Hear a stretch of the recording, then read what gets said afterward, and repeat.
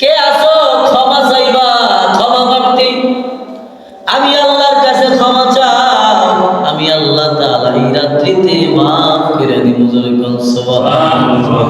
সাধারণ কথা না, হয়তো আমাদের মাথায় বিষয়টা বুঝে না, বড় মূল্যবান কথা, দামি কথা। আমার আল্লাহ প্রথম আসমানে আইসা আমারে ডাকে, আপনারে ডাকে, আপনার মতো গুনাহগার, আমার মতো গুনাহগার বান্দাকে ডাকে।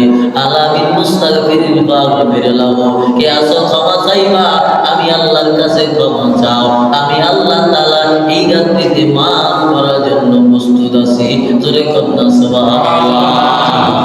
শুধু তাই না, আল্লাহ তাআলার ডাক দেয়া কয় আলামিল মুস্তারযুকুল ফারযুকুলাহু, কে আছো হালাল রিজিক চাও, অভাবে আছো, অনটনে আছো, ঠিক মতো সংসার চালাইতে পারো না, ঠিক মতো নিজের পরিবার চালাইতে পারো না, ঠিক মতো খাইতে পারো না, কে আছো রিজিকের অভাব অনটন, আলামিল মুস্তারযুকুল ফারযুকুলাহু, কে আছো রিজিক চাইবা, আমার কাছে যাও, আমি আল্লাহ তাআলা তোমাদেরকে উত্তম রিজিক দেওয়ার জন্য প্রস্তুত আছি। জোরে করুন সুবহানাল্লাহ। প্রথম তো বলছে ক্ষমা চাইবা, আমার কাছে যাও। দ্বিতীয়ত বলছে রিজিক চাইবা, আমার কাছে যাও। তৃতীয়ত আল্লাহ তাআলা কয় কার কি আছে, কি প্রয়োজন, কি হাজত আছে, পূরণ করতে হবে সব আমি আল্লাহর কাছে তোমরা বলো, আমি আল্লাহর কাছে তোমরা যাও। জোরে করুন সুবহানাল্লাহ।